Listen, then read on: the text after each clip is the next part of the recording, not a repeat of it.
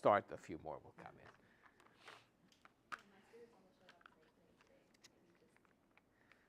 in. Well, you know, it's that sort of weather. OK, welcome back, folks. So let's start. Announcements. So Thursday, I mentioned the first lecture, a theorem of Mark Brittenham's from this year with his collaborator, and he's speaking here in the topology seminar on Thursday. I imagine it'll be fairly accessible because the theorem is fairly accessible. Techniques are fairly accessible. It seems like it should be an accessible talk. So let me advertise that. 4:30 right here, Thursday. Next week at 4:30, well, actually every week there's the applied math colloquium in this time. But next week the speaker is an algebraic topologist, also an applied mathematician. He's speaking on the perhaps the most popular topic in both pure and applied mathematics, which is TBD. So I'm not sure exactly what he'll talk about, but I thought we would not schedule a talk on top of it. It might not have any topology content, but he's a topologist, so there's that. So no this lecture next week. The week after that is the week of Thanksgiving, so we're not going to have this lecture in case people are out of town. So the last one, number 8, will be in like 3 weeks from today. That's it for announcements. Questions? OK. The plan. So the question was, so we have this in these cohomology operations. We talked a little bit about what they are, introduced in this table. Homotopy type, what does that buy you? So I want to give some sort of an answer to something that it buys you. So the whole lectures have been focused on sort of concordance obstructions, concordance questions. So we're going to talk about, I'm going to remind you what S was. That was the Rasmussen invariant we talked about before. And then I want to give you a slight simplification of the story we've been telling in terms of reduced Khovanov homologies. It'll make the refinement a little bit less confusing. So that's part 2. Those should both be sort of quick, I hope. Then I'll give you this refined S invariance that using Khovanov homology operations, and we'll talk about some little applications and examples at the end. Great. The key point that underlies all of it, which I want to make sure I say, is that the Khovanov stable homotopy type, so what did we have? We had a link L, and we got some spaces xj of L. So these were CW spectra, and their homology in the ordinary sense was Khovanov homology.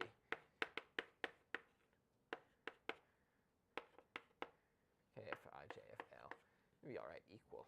They're canonically isomorphic, so I'll write equal for canonically isomorphic.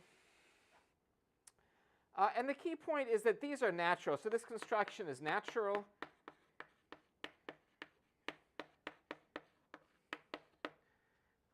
Pretty natural. I mean, if I give you some homology groups, you can always find spaces with those homology groups. You take what are called more spaces and wedge them together. This is not that construction, and that construction isn't natural. Given a cobordism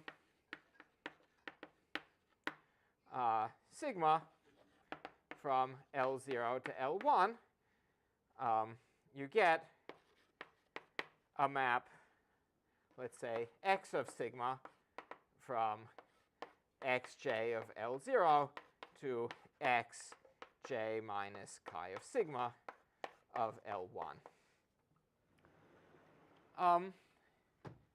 And these are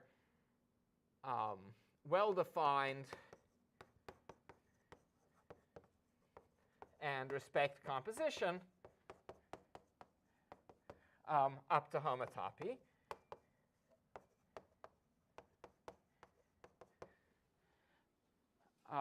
So there's some choices in constructing the map. You need to choose a movie, but it's well-defined up to homotopy. So what this gives you is one thing this gives you. The maps on Khovanov homology, so the cobordism maps,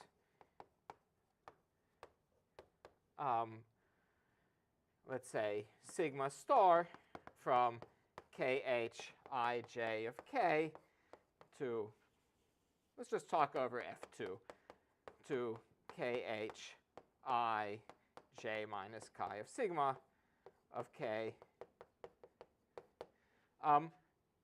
Respect the Steenrod squares. They commute with Steenrod squares or any stable cohomology operation.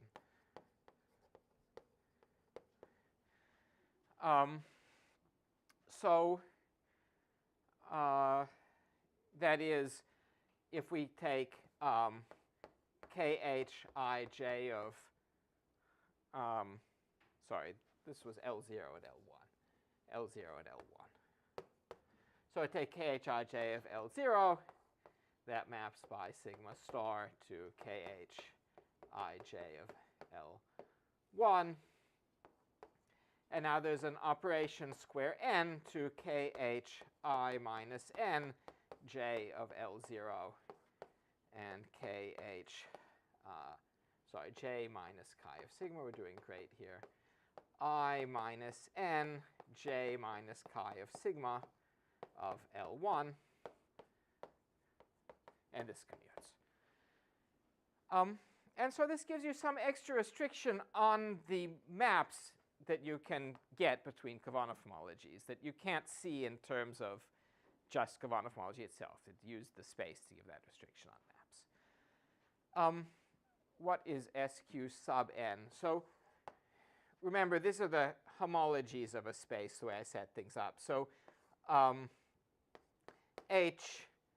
Hi of a space X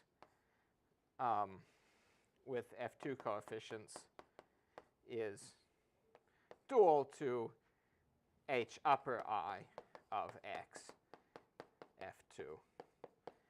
And so the homology C0 operations here are just induced by the dual operations there, right? Over a field, the universal coefficient theorem is simple. It just says one is the dual of the other.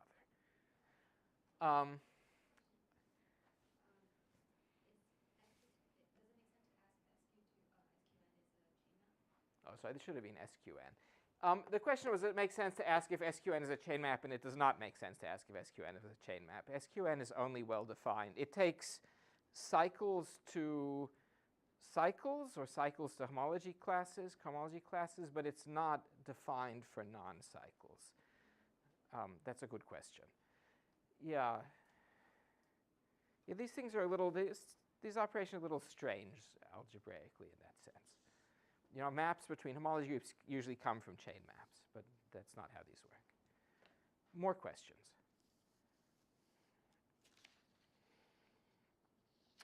Okay. That was the end of 0.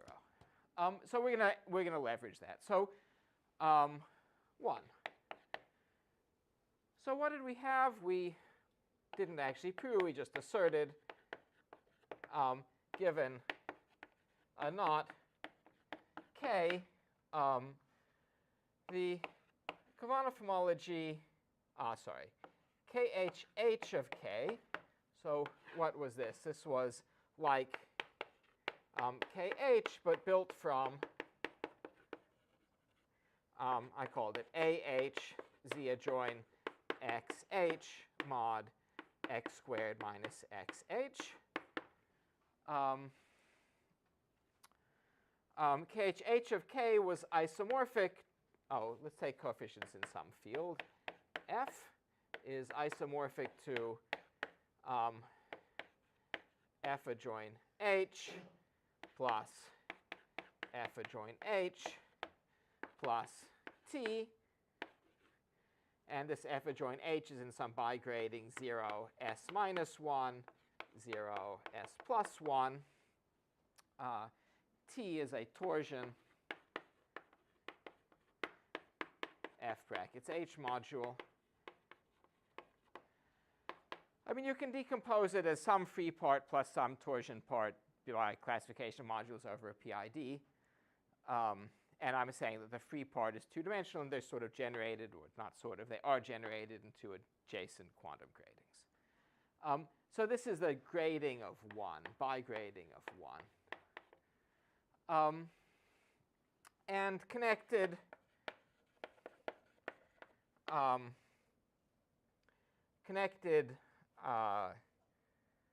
oriented cobordisms induce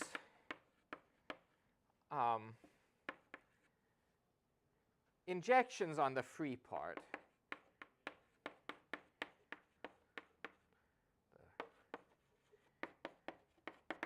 I.e. isomorphisms after inverting H. H inverse KH, H of K, F, K0, F to H inverse KH, H of K1, F. And then it was easy from there that S is a concordance invariant, or a slice obstruction, and in fact abound on the slice genus bound. And the point was, you have a cobordism from, if your knot is cobordant, say, to the unknot, sorry, that's a K, then you have a cobordism from the unknot to K, and from K to the unknot, and you need to have somewhere for 1 to go. So 1 in the lower graded piece. The unknot has to go somewhere here. So that tells you one inequality on what S is, and this has to go somewhere there, and it gives you the other inequality on S. So this slice genus abstraction was the absolute value of S of K is less than or equal to 2G4 of K.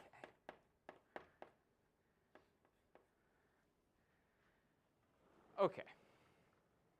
Questions? That's the end of review.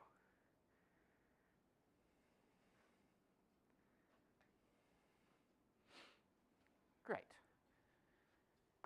2. Have I told you guys how to love anything? Suppose you don't intrinsically like giving talks or teaching. You may like it, then you can ignore this, but there's something you don't like. Here's the trick to enjoy anything. The trick is drugs. Specifically, don't drink coffee except shortly before whatever it is you don't enjoy doing. And I promise after a few weeks of this, you will enjoy doing it. Okay.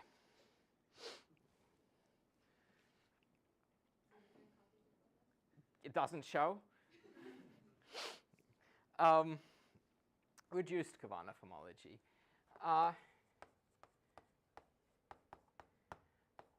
So fix a point P in L or K.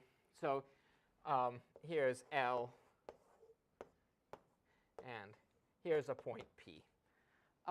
Merging a circle at P, merging a circle at P.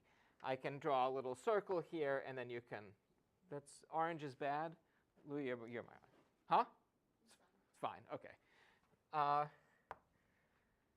You can merge that on, so after merging it on, I still have the same knot, it's just moved a little bit. This gives me a map from the Khovanov complex of L tensor the Khovanov complex of the unknot to the Khovanov complex of L. And the Khovanov complex of the unknot, that's just Z adjoin X mod X squared. And if you think about it, what if I had merged on a second little circle? This is a ring. Well, it's that ring. And this is makes CKH of L into a module over that ring. Okay, so this becomes a module over that. And the same works with this H deformed version. So this gives you CKH H of L tensor over Z adjoin X H mod X squared minus XH with CKH H of U, which is just that ring, to CKH H of L.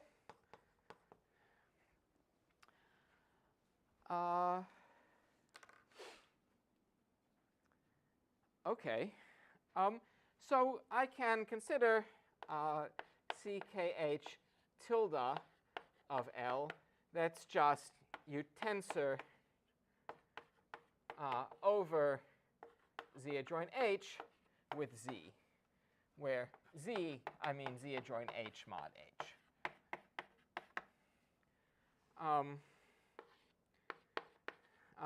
CKHH tilde of L is, you just take the same thing, CKHH of L tensor over this beautiful ring Z adjoint XH mod X squared minus XH with Z adjoint H.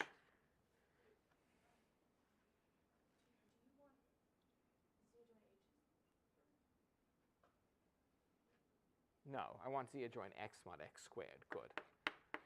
How about that?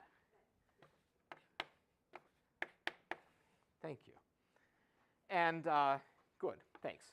And here Z adjoint H is Z adjoint XH mod X squared minus XH mod X.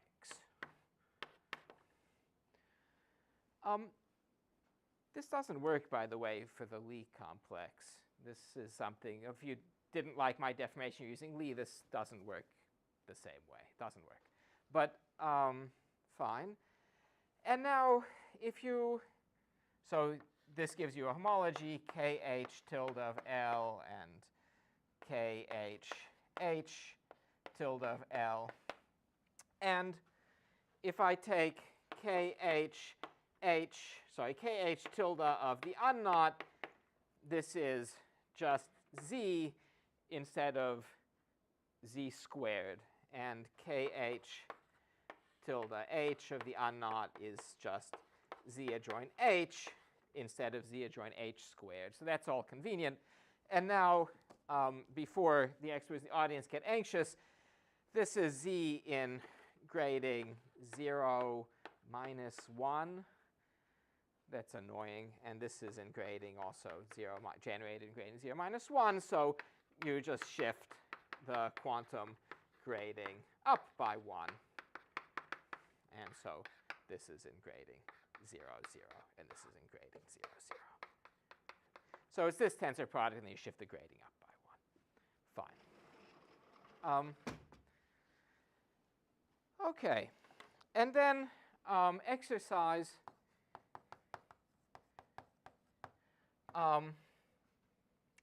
KHH reduced, so this is a reduced Khovanov homology of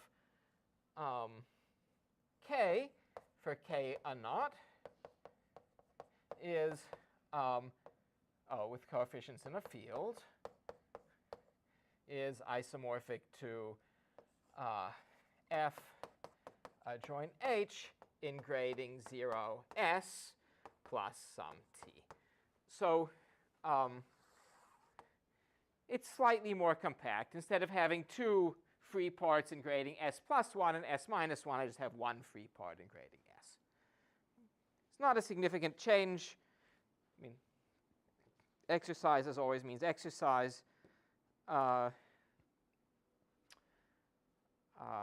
it'll make the bookkeeping a little easier in a minute. And cobordism maps. So cobordism maps still induce maps on reduced Khovanov homology. And now you have to keep track of what happens to the base point.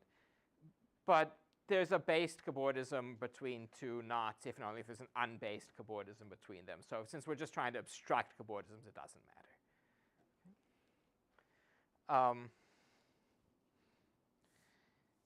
End of part 2. Questions?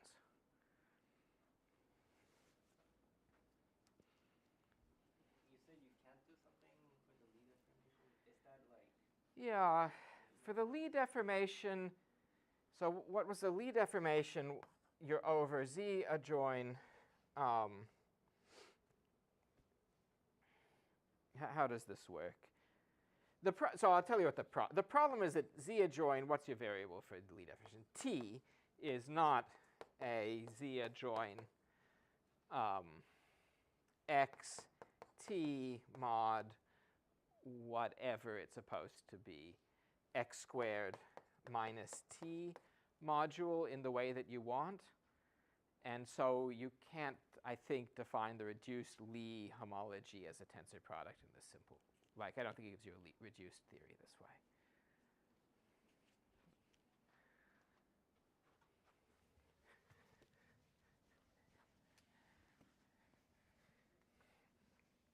Since every time I give a talk, I struggle with the fact that only the front boards moved, I really enjoyed that every single topology seminar all year the speaker has struggled with the fact that only the front boards move. So I feel not alone. Here we go. So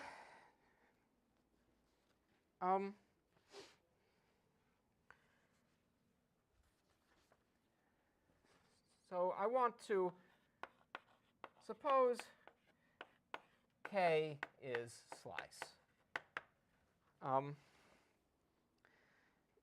My goal is to give some abstraction to this beyond just the S invariant. So let's let sigma from beyond naught to K be a concordance. That just means a genus 0 cobordism concordance. So a cylinder connecting on naught to K. We must have S of K equal to 0, because if it wasn't, then we would already know the knot wasn't sliced. So I'm going to show that I'm going to give you very concretely a way that we can get an extra abstraction coming from cohomology operations, then I'll give you a more general formulation and reprove it. But I want to try to explain what the idea is. Okay, so let's also fix a field F, which in just a minute is going to be F2. Okay, so the reduced KHH reduced of K, I said this is F with coefficients in F is isomorphic to F adjoin H. That's going to be in bigrading 0, 0, because it was in 0S and S is 0, plus some torsion part, which I can just write as F adjoin H mod H to the M1 plus dot, dot, dot, plus F adjoin H mod H to the MK. And this is in grading, say, I1, J1. By saying this is grading, H has grading 0, 2. So I mean the generators in this bigrading. And this is in grading IK, JK. I'm going to do a little bit of universal coefficient theorem for you so that you, so that the next part isn't a complete mystery.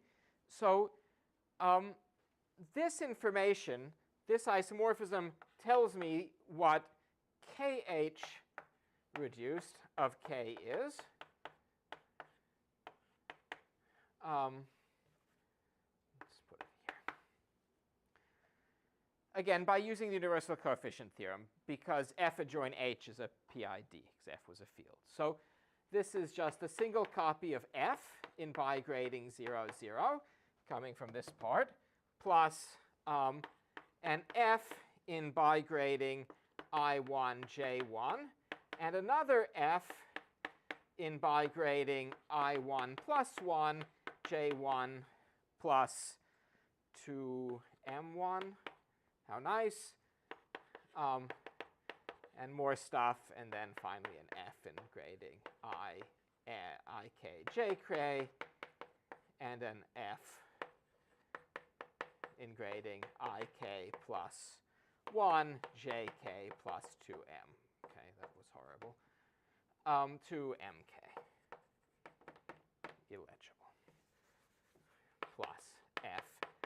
by grading ik plus 1, jk plus 2 mk. And again, these came from here. And the first one is the thing you expect, and the second one is the tort term from the universal coefficient theorem.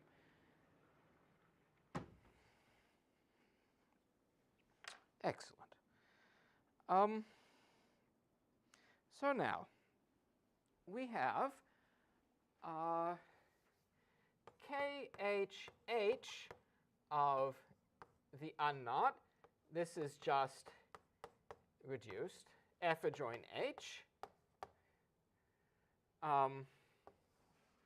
This is mapping to KHH of K by sigma star.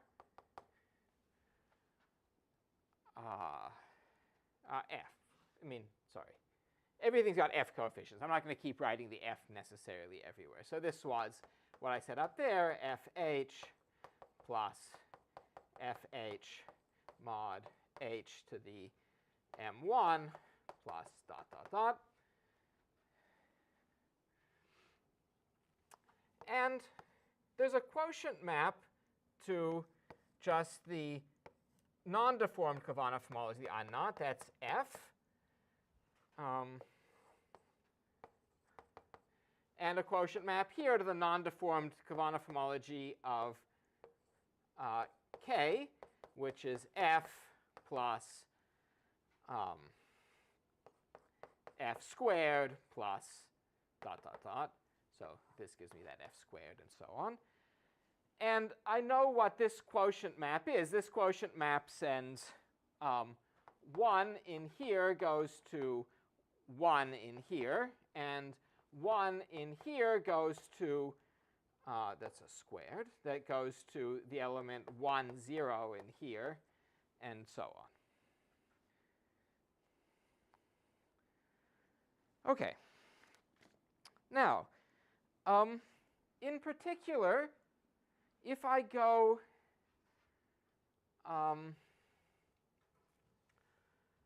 down and if I go which way? Over and down, then the element 1 in here goes to something of the form A, B, C, D. OK, congratulations, Robert, where A is not 0. And A is, a generator here. OK, suppose, say, that the Steenrod square, some Steenrod operation, looks like this element of F goes to, I don't know, something over here. Let's just say in the first one. So square, I don't know, let's say 2, your favorite one. This sends 1 to, I don't know, something, 1, 0, or 7, well, I'm only in Z mod 2, something non-zero.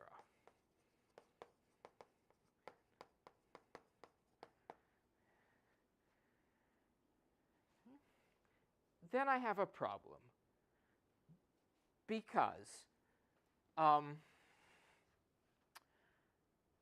know that this map commutes with the Steenrod squares, and here square 2 is 0. Okay, so this goes by square 2 to 0. I mean, there's no space for it to be anything else. And I mean, 0 goes to 0. This goes to that, which goes by square 2 to something non-zero. Okay. So there's an additional obstruction coming from the squares on the existence of such a map sigma. So let me write that down for you carefully as a corollary exercise.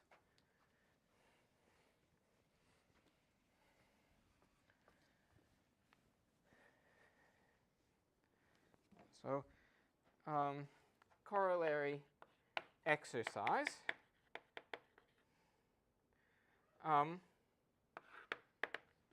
Let's let K be a knot with S of k equals 0.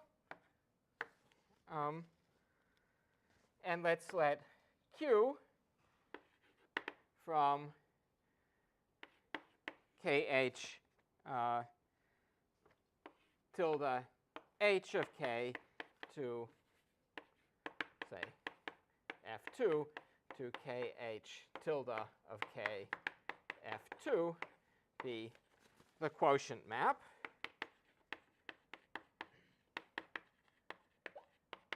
Why the scare quotes?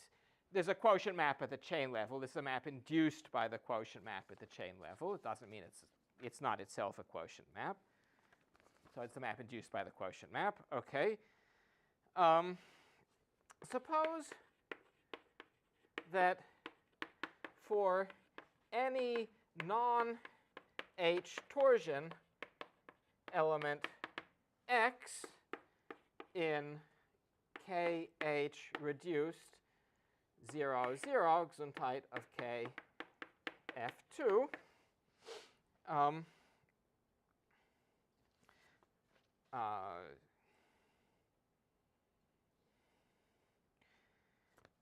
SQ2 of x is not 0.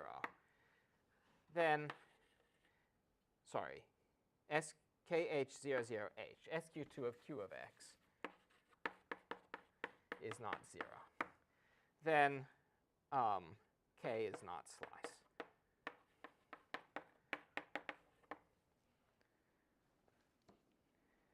I'm going to give you, I'm going to do much better than this in practice.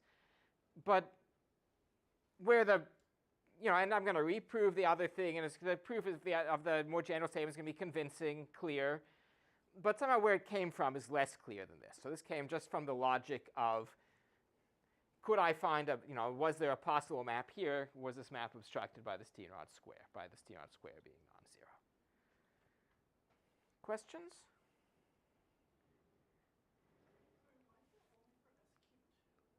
You could make any good question. There's absolutely no reason it's only for SQ2. That's a great question. Yeah, I was debating what to write there. No reason. More questions.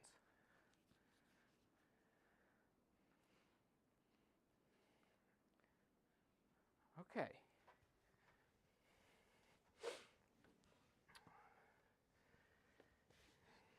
So let's generalize this.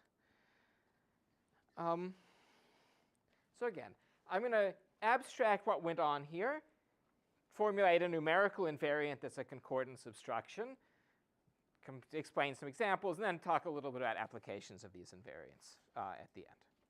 Won't be, we're not that far from the end. Yes?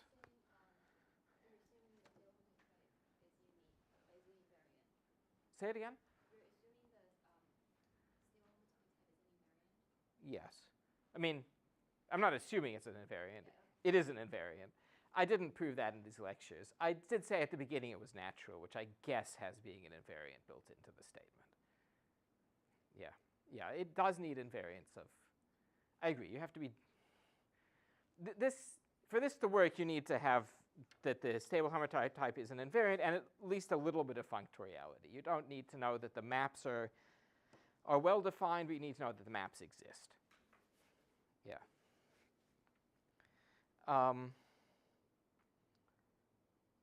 Great. Okay, so let's suppose, so I'm going to deal with that like, why does it have to be square 2? Let's let eta from, say, khij of k to khi minus nj of k be a stable Khovanov homology, sorry, be a, not stable, be a Khovanov homology operation. Natural, that's what I wanted, a natural Khovanov homology operation.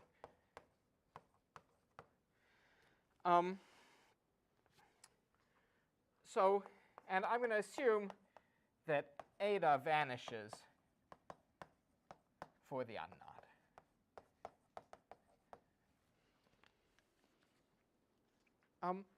Natural means what you want, what you expect. You want me to write out what natural means? No. Yes?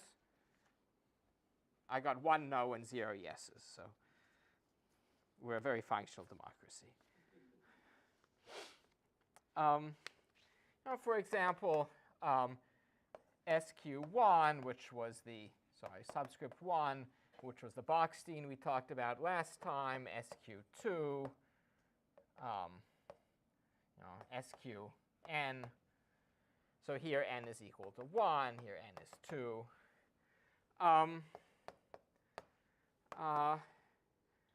Operations coming from odd Khovanov homology.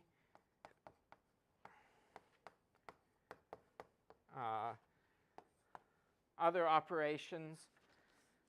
They don't have to come as from C-naught operations from the homotopy type, but wherever you've got one of these things from. Other Bachsteins. Okay. Could you give an idea of the second thing, like in one sentence? Yeah, for example, there's a box, since this, from odd Khovanov homology, a lift of mod 2 Khovanov homology, there's a Bachstein coming from odd Khovanov homology instead, so you could use that instead. Or there's a stable homotopy refinement of odd Khovanov homology, you can use the stable homotopy operations there instead. Yeah. Okay. Call, so fix k. Call an integer j eta full if the terminology is archaic, but if there is an a check in kh I plus n j of k. I mean, sorry, there's going to be like everything's with coefficients in some field. Let me put my field back in. And an a in reduced. The deformed version, sorry, nj, 0, j. So that was nj and 0j. That's, of course, right in my notes. That's good. Such that q of a is equal to eta of a check, and a is not h torsion. Oy. So let me draw that for you as a diagram.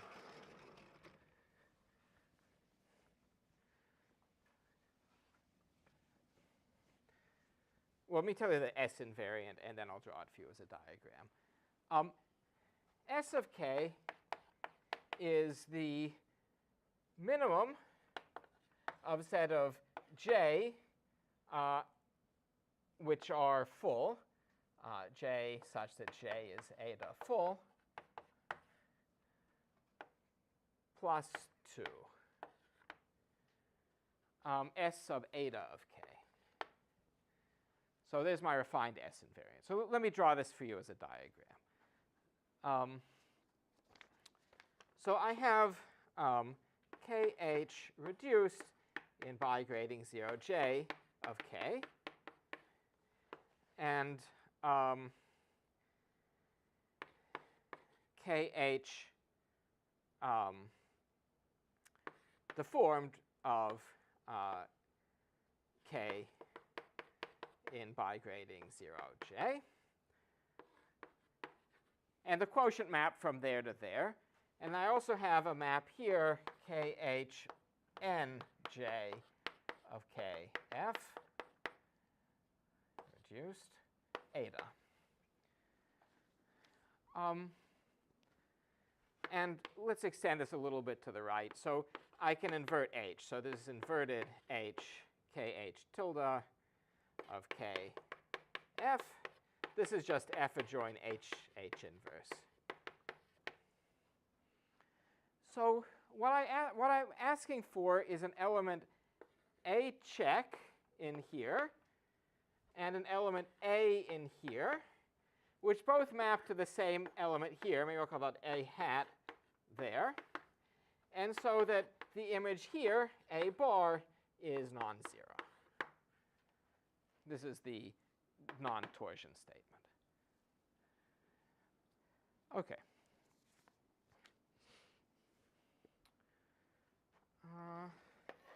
Lemma. A. For eta equals 0, S eta of k is equal to S of k. B. This is always close to S. So S eta of k is always in the set of S of k minus 2. And C, it's a slice genus bound. So as if I have S eta of k is less than or equal to 2g4 of k.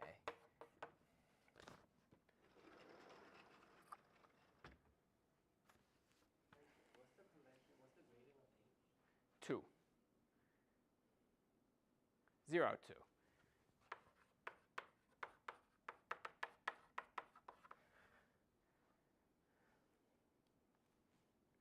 This is like the, we're using like the lasagna gradings. It is minimum? Yes. I think so. Let's do an example. You know, great. So I would like to do many things at this point, like all other points. I would like to give you some applications. We'll get there, we won't get there, we'll find out. I would like to do a couple of examples. I think I'm going to do that next. And the first one is I'm going to prove part A of the lemma, which will be an experiment to see whether I got the conventions all right. Really, you should ask whether that plus 2 is a minus 2. I think, shouldn't it be maximum plus 2? No. Minus 2. It should be minimum minus 2. How about that?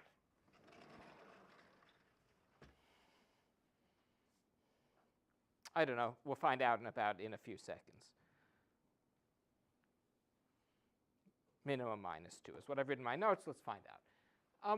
So let's try, so A. That is, what happens if eta is 0? So we're looking for configurations A check, A hat, A. We're going to figure out, I want to figure out which j's are 0 full. So which j's are 0 full. I'm looking for configurations where this maps to that by the 0 map. Okay, because eta is 0. So A hat has to be 0. This goes to there and has to go to this, which is supposed to be non-zero. So Q of A is 0, and A is non-torsion. Now let's go back over to this picture where we looked at what does the Khovanov homology look like. I need to have an element here, maybe with some other, I mean, this decomposition is not canonical, but an element here, maybe with some components over in this part also. Okay. But it has to be non-zero here. That's the fact that A bar is non-zero. And it has to go to 0 here. So 1 is not OK. Right? 1 would go to 1, which is not 0. Okay. So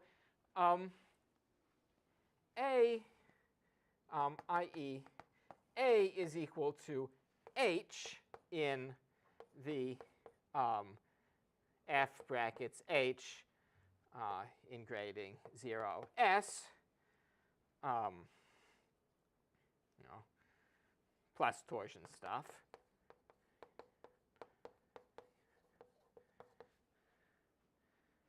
Okay, which is in, so J is equal to S plus 2. The first time I can find such a thing is in grading s plus 2. No, bigger than or equal to s plus 2. I mean, h squared is fine, h cubed is fine, etc. But 1 is not fine. So that tells me that s eta is equal to, sorry, s sub 0, whatever, is equal to 2 minus 2, which is 0. Check. Yeah.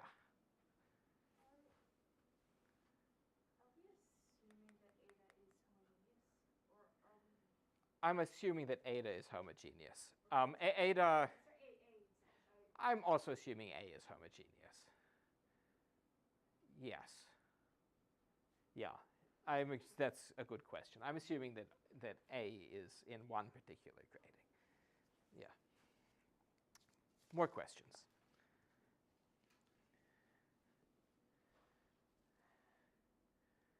Let's kill off this piece of board.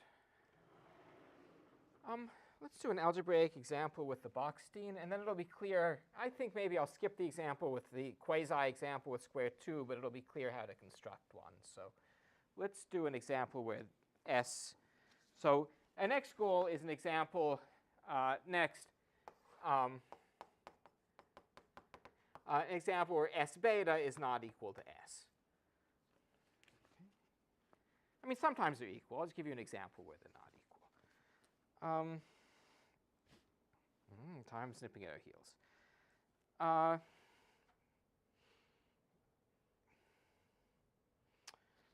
Sorry. So suppose that CKHH of K looks like, and I'll give you an algebraic example. I'll say something about actual knots in a moment. Suppose this looks like Z adjoin H in grading 1, 0, Z adjoin H in grading 0, minus 2, Z adjoin H in grading 0, 0. This map is differential is multiplication by 2, and this differential is multiplication by H. So 1 goes to H, and H goes to H squared, and so on. So over F2 adjoin H inverse, what does this look like? This just looks like F2 join H plus or minus 1, F2 adjoin H to the plus or minus 1. That's an isomorphism now, and this map is 0. So these die off, and that tells me that S came from the generator here. So S came from the element 1 here. So SF2 K is equal to 0, coming from the generator living there, or the generator living here. OK. If I take the Khovanov homology of K with, or CKH of K with F2 coefficients, what do we have? I've got an F2, an F2, and an F2. That's multiplication by H. I killed off H. That's gone. This is multiplication by 2. I killed off 2. That's gone. But the Bochstein lives on. So the Bochstein, if you trace to its definition, is an isomorphism from this F2 to that F2. OK, so 0 is beta full. What? So I need to find for you an A check and an A. A check is a generator there, and A, or not there, A check is a generator here, and A is a generator, well, here, not, I mean, that's A bar, but A is a generator here or here. I didn't write the F2 version of this. And then they both go to the same place when I do this. I mean, I need them to both go to the same place. A hat, and that A hat is the generator here. So A hat is there. So this tells me that S beta is equal to minus 2. 0 minus 2 is minus 2, even though S was non-zero. And from this, I think you could easily adjust this just if you knew what square 2 was to give, to give an example where some imaginary square 2 gave you an SSQ2 is not 0 also. Let me say a few words about computations and applications, and I stop. So I give you one application and some words about computations. Here. I thought about doing a computer demo, but I didn't.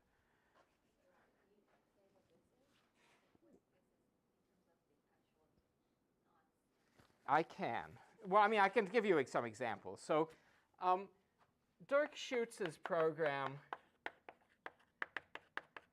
Of course, the Khovanov complex, like Khovanov homology, is huge always. So that little tiny piece doesn't exactly show up. But there are lots of knots that the relevant part looks like that. So let me sort of wave at that. So Lipschitz's knot job computes S eta for lots of eta.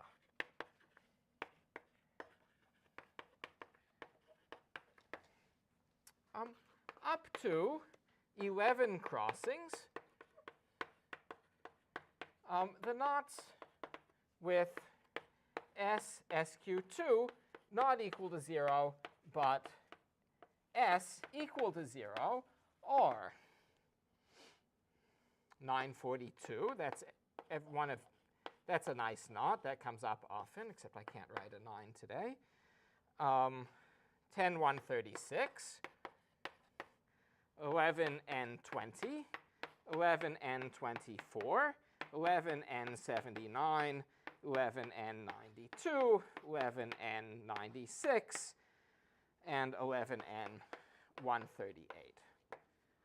And it'll also give you knots where the SSQ1 is not 0. So there are a handful of knots where this invariant tells you it's not sliced, up to 11 crossings, the other ones don't.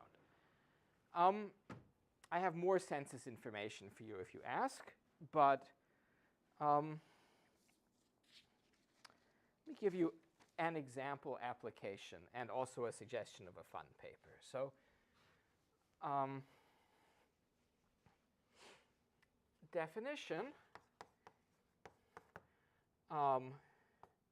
This is due to Luark, lob. I'm doing really well with the alphabetizing. Try number 3, Feller, Luark, and lob.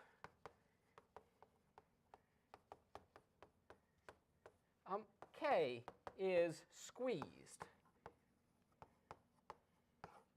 if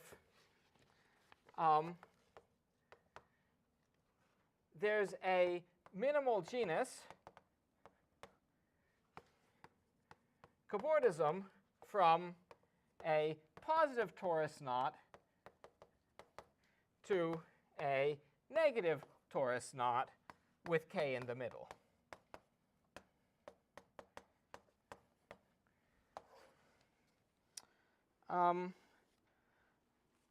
Of the 249 knots up to 10 crossings, 243 of them are squeezed.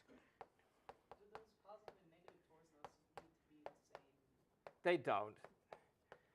But I think you get the same definition if you require them to be the same. I think it's the same class if you require them to be the same.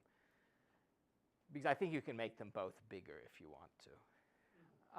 So all but 6 of the knots up to 10 crossings are squeezed. How do you get those 6? Exercise. If K is squeezed, then S eta of K is equal to S of K. And SSQ2 gets 2 of the 6. And one reason I'm enjoying telling you this is there was a paper last week by Ida and Suzuki about one particular knot. So theorem Ida Suzuki, not using this technique, using equivariant monopole Floer homology, P Ida Suzuki last week. P of 4 minus 3, 5 is not squeezed.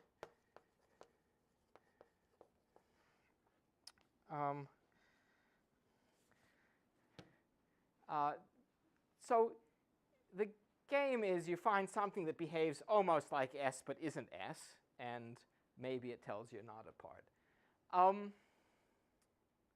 This paper is really fun.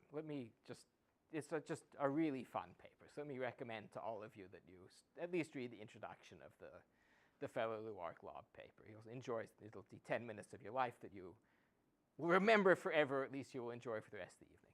Okay, I'll stop there. I've got more information, but that's the end. Thanks.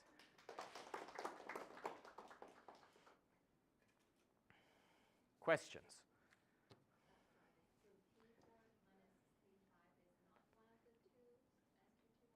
It's not. They use the correction term for Z2 equivariant monopole Floer homology of the branch double cover to distinguish it, to show this one isn't. You need something. This is a question sort of hard for modern invariants to study. Showing things are not squeezed. So you need some boutique invariant to do it. So these guys do a few, and they do other techniques do a few.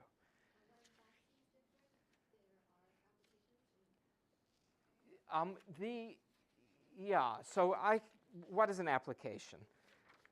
I have census information about how often the Bochstein deformed S invariants distinguish stuff that's undetectable otherwise. You might ask, for example, how many knots up to 19 crossings do we not know whether they're smoothly sliced? And the answer is 0.003% are still open. And a non-trivial, though small, fraction of getting here for smooth knots comes from these Bochstein deformed S invariants. So they turned out to be a very powerful tool in practice for telling these for narrowing stuff down. Though 98.9% either the signature or the Fox-Milner condition gets. So it's the remaining part that one is looking at. But still, from 1% to 0.003% is a lot of space. How many numerics is that? Say it again? It's 0.003%. Is that like 5 The- or is that 2? No, it's a great question. So there are about 352 million prime knots to 19 crossings. So that's just the prime knots, and this is 11,400. So we do better with topological slice. So this is not me at all. This is from forthcoming work by Dunfield and Gong.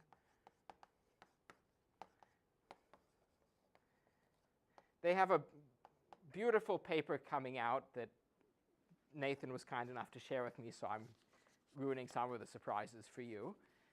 But nobody's watching this, so it's okay. Which hopefully will come out really soon. But yeah, so they did a lot of work to get down to just this number. I mean, another one of the invariants that they used is Lisa Piccirillo used S invariant and lots of cleverness to prove that the Conway knot is not slice. That tells you that anything concordant to the Conway knot is not slice. And so that rules out like 20 more knots. And then they have somewhere in the theorem another example where it rules out one knot, and so on. So like, they really threw everything they could get. Yeah. Are there any other like invariants or like maps that we could yank out of like this kind of stable homotopy thing that we've constructed? Or That's a good question. There are lots of other things you could try to do with it. One is you could try to say, well, I've got lots of other cohomology operations, like other Steenrod operations for odd p and so on. Those seem to be hard to compute. more significantly, Khovanov homology is concentrated near a diagonal. The homological and quantum gradient, sort of squeeze near a diagonal for small knots. It's not a theorem, but for small knots, you're not sort of close to alternating. And big C0 operations are going to map out of that diagonal. So if you're interested in knots up to 19 crossings or something, there's not much more beyond square 1 and square 2. The other question you could ask about is telling apart different surfaces. So we've been talking about the existence question for surfaces. You could talk about the uniqueness question for surfaces instead. I've got nothing to say about the uniqueness question for surfaces using this because we aren't very good at computing these maps on the homotopy type. But if we got better at computing the maps on the homotopy type, which is like a thing that should be achievable, then one could probably say something. But that's sort of an open research direction, is to get good enough to say something using it there. This game, I should have reminded you, this game of like, is this not slice, like we're playing here, smoothly slice, includes an attacks on the sliced ribbon conjecture and attacks on the four-dimensional Poincare conjecture. So, like, it's not a stupid game to be trying to prove, to study, is this not slice? They give 400,000, I think it was 400,000 candidates for the attack on the smooth Poincare conjecture that are, so, it would be nice if we could answer these questions more systematically. We're having tools to answer them. Kihyun.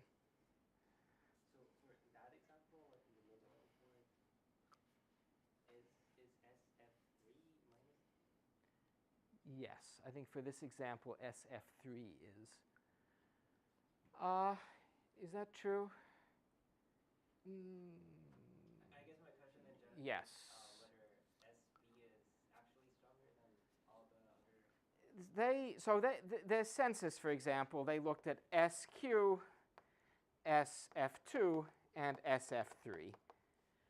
And those ruled out together 8.7% of some remaining ones that weren't ruled out by Fox-Milner and signature, whereas S beta handled an additional about 3%. So these are not, but it's not always these betas. They're also using the betas from odd Khovanov homology. But it's not exactly, you would think that if I just use these. So what is the answer to your question is, I think Dirk-Schutz's integral S invariant, which is, there's a link to the paper on the course webpage. So check the Dirk's integral S invariant paper on the course webpage. It's stronger than knowing all of the S in Z mod P for all P. Okay, let's stop there. So no talk next week, no talk on Thanksgiving week, one last talk the week after that.